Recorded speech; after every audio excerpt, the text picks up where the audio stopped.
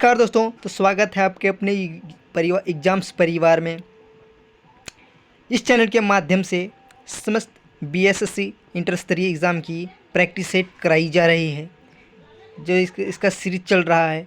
तो यह third practice set है। इससे पहले 2 प्रैक्टिस सेट का वीडियो प्लेलिस्ट में अवेलेबल है, तो उसके जाके ज़रूर से ज़रूर देखें।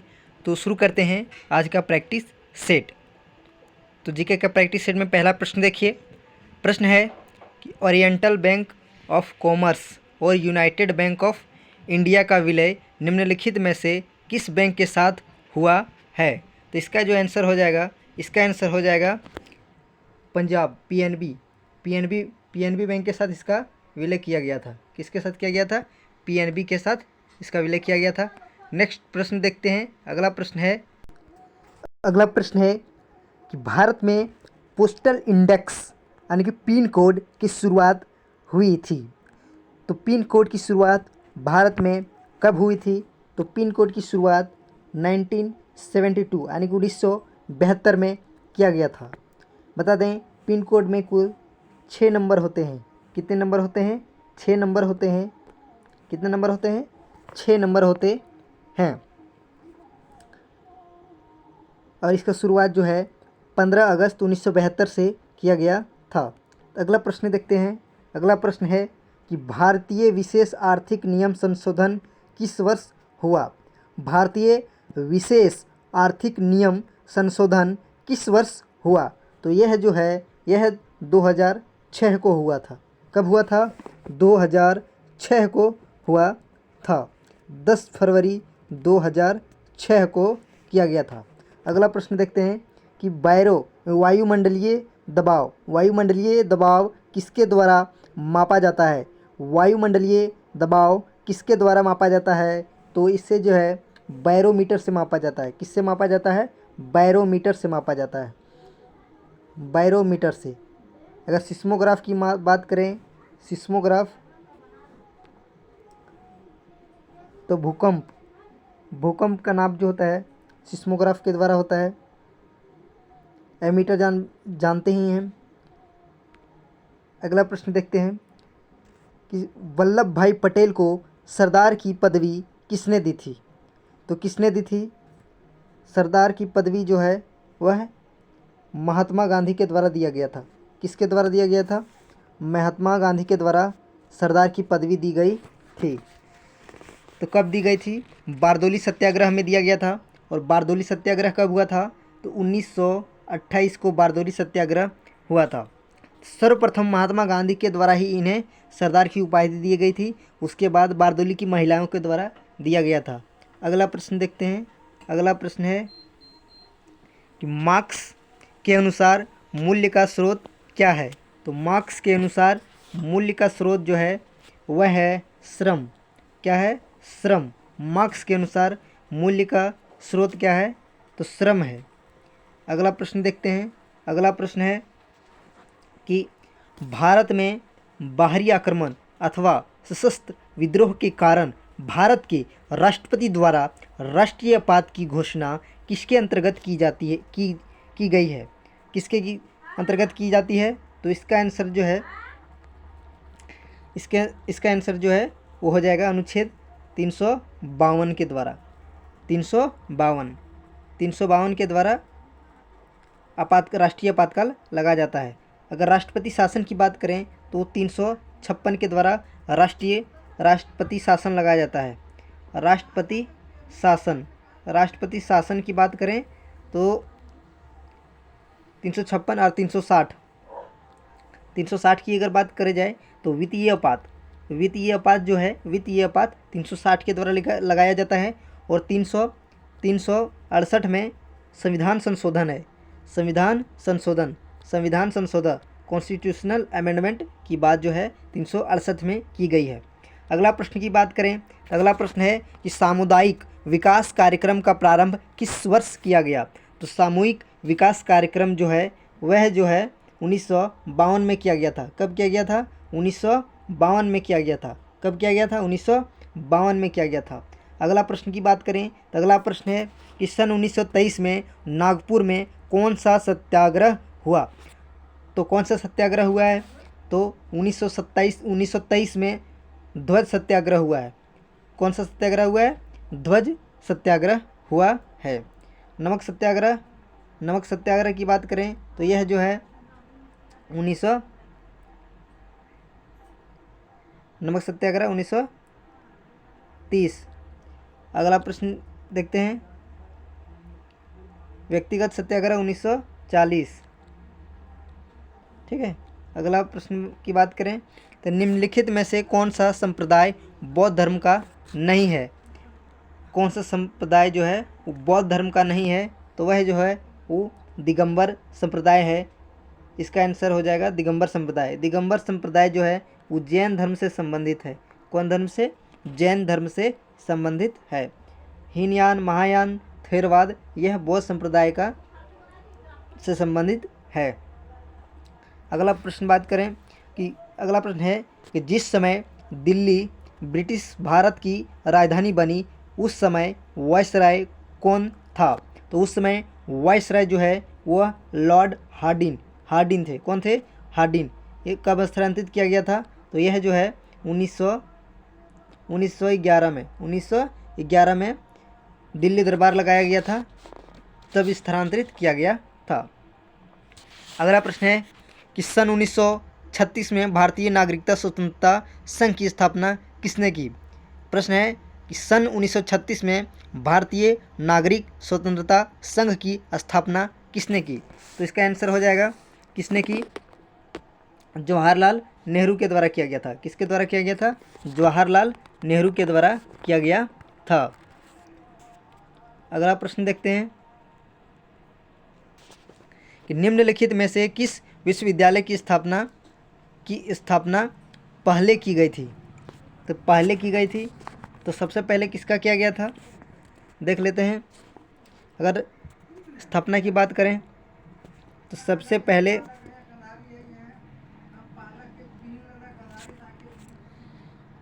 पहले जो है वो बॉम्बे यूनिवर्सिटी का स्थापना किया गया था।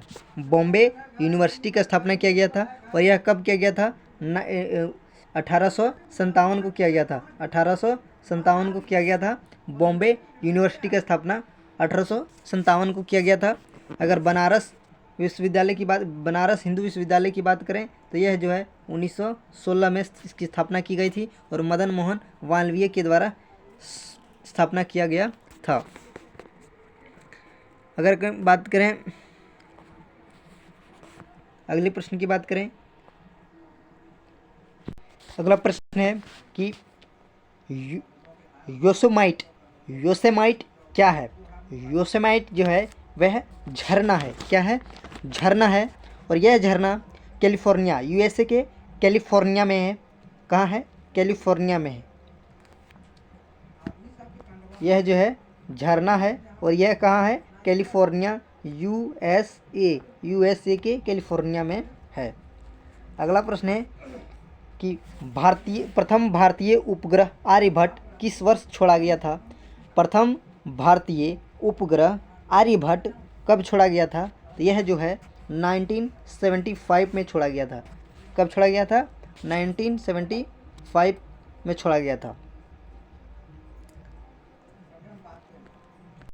अगली प्रश्न की बात करें तो अगली प्रश्न है कि तट आधारित इस्पात संयंत्र कहाँ स्थित है। भारत में तट आधारित इस्पात संयंत्र कहाँ स्थित है, तो भारत का एकमात्र तट पर आधारित इस्पात संयंत्र जो है वह जो है विशाखापट्टनम में है। कहाँ है, विशाखापट्टनम में है। और विशाखापट्टनम कहाँ है, तो यह जो है आंध्र प्रदेश में है। कहाँ है, आंध्र प्रदेश में है। अगले प्रश्न की बात करें तो अगला प्रश्न है कि निम्नलिखित में से कौन से दो शहर उत्तर दक्षिण कॉरिडोर से जुड़े हुए हैं। कौन से दो शहर उत्तर दक्षिण कॉरिडोर से जुड़े हुए हैं, तो इसका आंसर हो जाएगा ऑप्शन नंबर 1, श्रीनगर से कन्याकुमारी तक। कहाँ से, श्रीनगर से कन्याकुमारी तक जो है यह जोड़ा हुआ है। अगले प्रश्न है कि भूमिगत जल के प्रवाह के साथ नीचे की ओर बहने वाले प्रदूषक को क्या कहते हैं? क्या कहते हैं? तो इसे जो है निच्छालक कहते हैं। क्या कहते हैं? निच्छालक कहते हैं। क्या कहते हैं? निच्छालक कहते हैं। अगला प्रश्न की बात करें। अगला प्रश्न है कि किस राज्य के विश्वनाथ घाट को 2023 में भारत का सर्वश्रेष्ठ पर्यटन गांव के रूप में चुना गया? किस राज्य के विश्वनाथ घाट को 2023 में भारत का सर्वश्रेष्ठ पर्यटन गांव के रूप में चुना गया? तो इसका आंसर हो जाएगा 4 यानी असम। असम को चुना गया था। किसे चुना गया था? असम को चुना गया था। अगला प्रश्न की बात करें। अगला प्रश्न है कि इंटरनेट द्वारा निम्नलिखित में से किस मानव प्रोटोकॉल का सर्वाधिक प्रयोग किया जाता है? इंटरनेट द्वारा निम्नलिखित में से किस प्रोटोकॉल का सर्वाधिक प्रयोग किया जाता है? तो सर्वाधिक प्रोटोकॉल जो प्रयोग किया जाता है वह है TCP/IP प्रोटोकॉल का इसका फुल फॉर्म होता है transmission control protocol. Transmission control protocol या फिर इंटरनेट प्रोटोकॉल भी कहते हैं। आईपी मतलब इंटरनेट प्रोटोकॉल। अगले प्रश्न की बात करें। अगले प्रश्न है कि अधिकांश क्रस्टेशिया की बाहरी त्वचा किस कार्बोहाइड्रेट से बनी होती है? अधिकांश क्रिस्टेशिया की बाहरी त्वचा किस कार्बोहाइड्रेट से बनी होती है? तो इसका आंसर हो जाएगा काइटिन। किससे बनी होती है? काइटिन से बनी होती है। किससे बनी होती है? काइटिन से बनी होती है। किससे बनी होती है? काइटिन से बनी होती है। अगला प्रश्न है कि सारस कहाँ का राज्य पक्षी है? तो सारस जो है उत्तर प्रदेश की राष्ट्रीय पक्षी है। अगर राजकीय पुष्प की बात करें इसकी तो यह जो है पलाश है। क्या है? पलाश। अगले प्रश्न की बात करें। अगला प्रश्न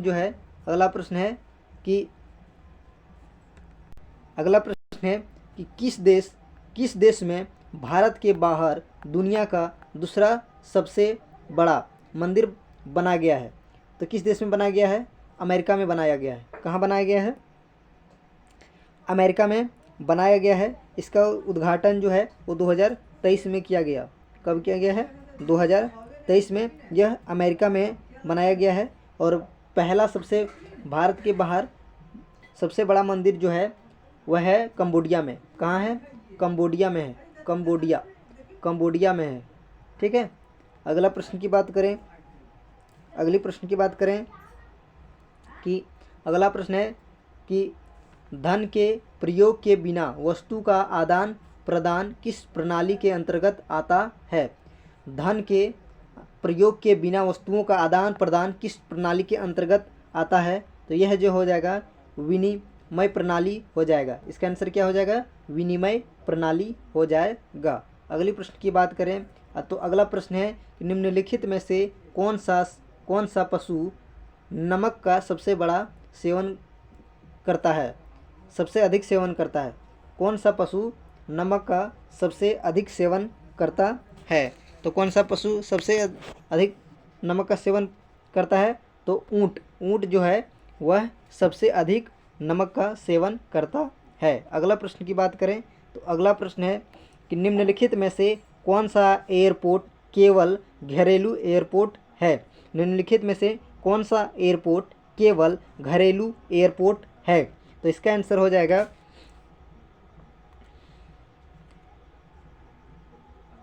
हो जाएगा इनमें से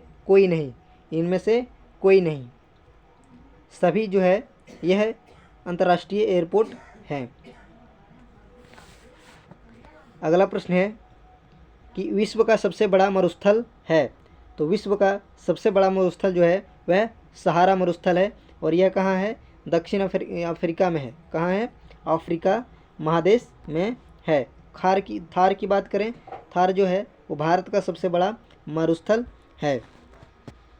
कालाहारी की बात करें, कालावारी बोत्सवाना में है। कहाँ है? बोत्सवाना का कालाहारी मरुस्थल है।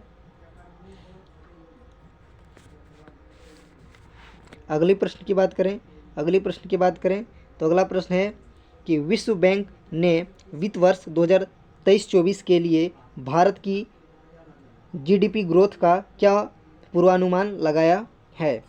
तो विश्व बैंक ने क्या पूर्वानुमान लगाया है 2023 का जीडीपी का?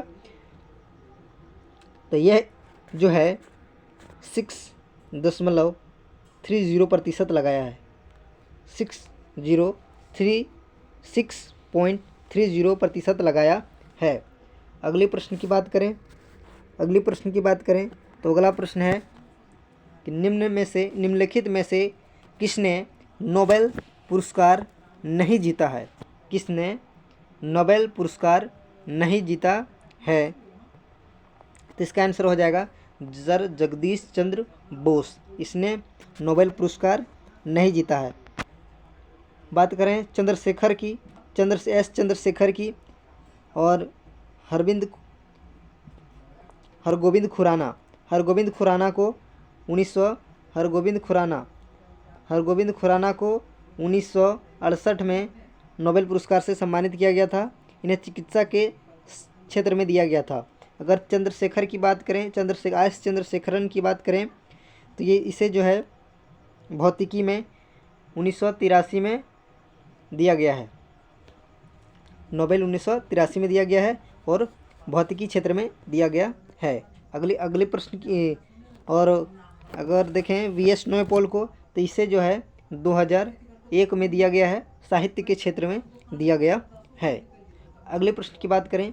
अगला प्रश्न है कि सिंधु घाटी की सभ्यता के निम्नलिखित में से किस स्थान पर विशाल अन्न भंडार के अवशेष मिले हैं? कहाँ से मिले हैं? मोहनजोदड़ो से मिले हैं। कहाँ से मिले हैं? मोहनजोदड़ो से मिले हैं। इसका खोज कब हुआ था? 1922 में हुआ था और राखालदास बनर्जी यानी कि आर.डी. बनर्जी के द्वारा किया गया था। ठीक है। अगले प्रश्न की बात करें है कि कौन सा भारतीय राज देवनाम प्रिय प्रियदर्शिनी की उपाधि से जाना जाता है? देवनामी प्रियदर्शी के नाम से जाना जाता है। तो इसका आंसर हो जाएगा अशोक। क्या हो जाएगा? अशोक को जो है वो देवनाम प्रियदर्शिनी के नाम से भी जाना जाता है। तो ये अशोक जो है वो कौन से वंश से संबंधित है? मौर्य वंश से संबंधित है। कौन वंश से संबंधित है? तो मौर्य वंश से संबंधित है। अगले प्रश्न की बात करें। अगला प्रश्न है कि मध्यकालीन बिहार में आने वाले ईरानी यात्री में कौन एक धर्माचार्य था? तो इसका आंसर हो जाएगा बहवानी था। कौन था? बहवानी था। मध्यकालीन बिहार में आने वाला एकमात्र ईरानी यात्री। अगले प्रश्न की बात करें तो अगला प्रश्न है कि भारत राज्य पुनर्गठन के समय अविभाजित बिहार का कौन सा जिला पश्चिम बंगाल में शामिल किया गया था? तो इसका आंसर हो जाएगा मानभूम। क्या हो जाएगा? मानभूम। अगले प्रश्न की बात करें। अगला प्रश्न है कि विशिष्टाद्वैत नामक दर्शन शास्त्र की स्थापना किसने किया था? तो किसने किया था विशिष्टाद्वैत? तो इसका आंसर हो जाएगा रामानुजाचार्य के द्वारा किया गया था विशिष्टाद्वैतवाद की स्थापना। अगला प्रश्न की बात करें तो अगला प्रश्न है कि निम्नलिखित में से किसने अपना साम्राज्य को मजबूत करने के लिए राजपूत राजकुमारियों से विवाह की नीति का अनुसरण किया? तो किसने किया था? तो इसका आंसर हो जाएगा अकबर के द्वारा किया गया था। अगला प्रश्न की बात करें। अगला प्रश्न है कि मुंगेर के दक्षिण पश्चिम में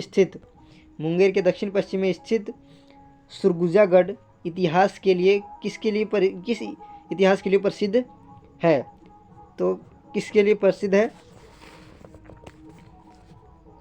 तो यह जो है है, यह जो है उस शेर शाह और नुहानी पठान के बीच युद्ध के कारण प्रसिद्ध रहा है। इसका आंसर क्या हो जाएगा? Option number 3। अगले प्रश्न की बात करें। अगला प्रश्न क्या है कि नादिर शाह ने किसके शासनकाल में भारत पर आक्रमण किया था? तो किसके शासनकाल में आक्रमण किया था? तो इसका आंसर हो जाएगा नादिर शाह ने मोहम्मद रंगीला के समय भारत पर आक्रमण किया था। अगले प्रश्न की बात करें तो अगला प्रश्न है कि अध्यादेश के संदर्भ में निम्नलिखित कथनों पर विचार करना है। तो विचार करें। अगला कथन है कि भारतीय संविधान का अनुच्छेद 123 राष्ट्रपति को कुछ कानून बनाने की शक्तियां प्रदान करता है जो संसद के दोनों सदनों में संचालित न होने के समय लागू किया जाता है। अगला ऑप्शन है कि संसद का सत्र प्रारंभ होने के पश्चात 35 दिनों के अंदर उस अध्यादेश को विधेयक में परिवर्तन किया जाना अनिवार्य होता है, अन्यथा यह रद्द हो जाता है। अगला है कि भारतीय संविधान का अनुच्छेद 213 राज्य की विधायिका का सत्र संचालित न होने के दौरान भारत के राज्यपाल को अध्यादेश जारी करने की शक्ति प्रदान करता है। तो इसमें से कौन सा कथन सत्य हो जाएगा? इसका सत्य हो जाएगा 1 और 3। 1 और 3 यानी कि ऑप्शन नंबर 1। 2 कथन गलत था। अगला प्रश्न हम लोग देखते हैं। अगला प्रश्न है कि तैमूर लंग ने खालिस्तान किसके शासनकाल में भारत पर आक्रमण किया था? तो तैमूर लंग ने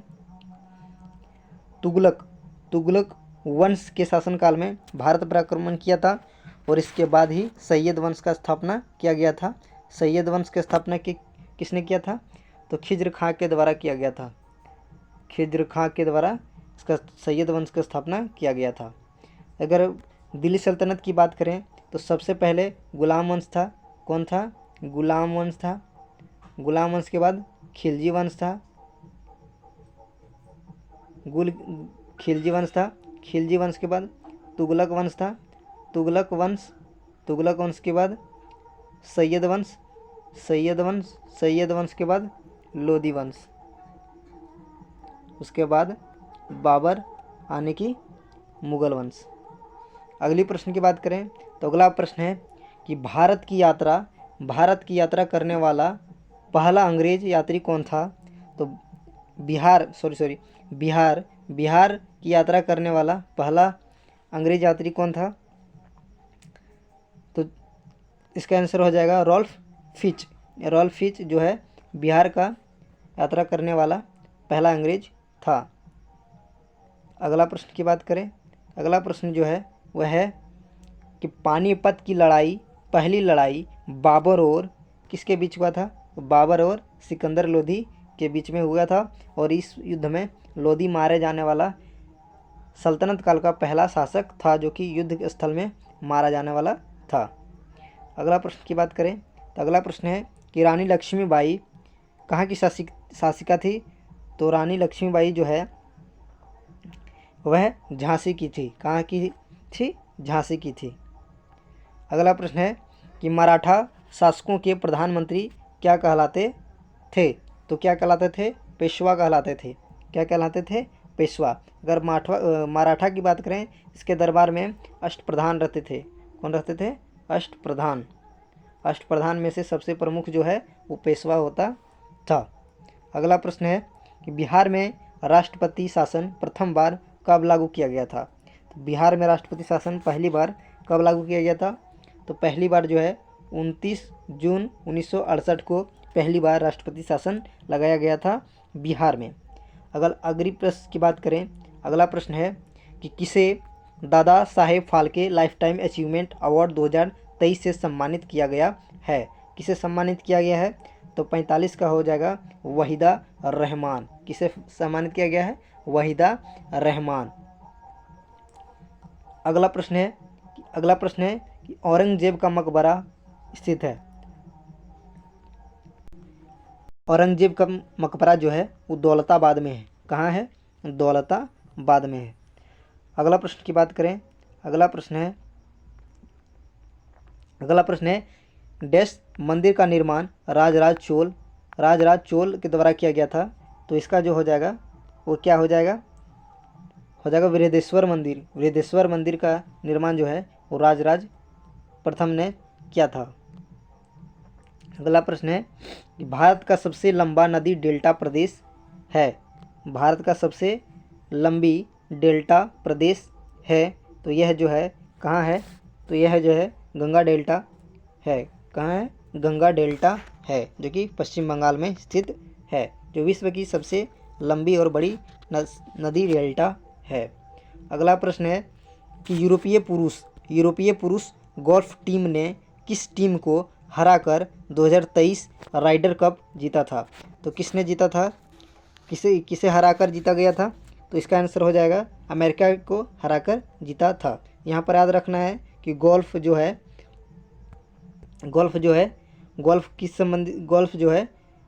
इसका राइडर कप का संबंध किससे है? तो गोल्फ से संबंधित है। राइडर कप का संबंध किससे है? गोल्फ से है। अगले प्रश्न की बात करें तो अगला प्रश्न है भारतीय राष्ट्रीय कांग्रेस का उद्देश्य पूर्ण स्वराज के रूप में कब घोषित किया गया था? तो यह कब घोषित किया गया था? तो इसका आंसर हो जाएगा 26 जनवरी 1930 को जो है इसको घोषित किया गया था। अगले प्रश्न की बात करें तो ये 50 क्वेश्चन हुआ आप लोग का जीके का कंप्लीट। अगर इसी तरह का वीडियो आप लोग को अच्छी लगती हो, अगर मेरा कंटेंट अच्छा लगता हो तो प्लीज़ चैनल को लाइक सब्सक्राइब जरूर कर दें और चैनल से जुड़ जाएं, ताकि इस तरह का मैं वीडियो लाता रहूं। मिलते हैं अगले वीडियो में साइंस के क्वेश्चन में, तब तक के लिए बाय।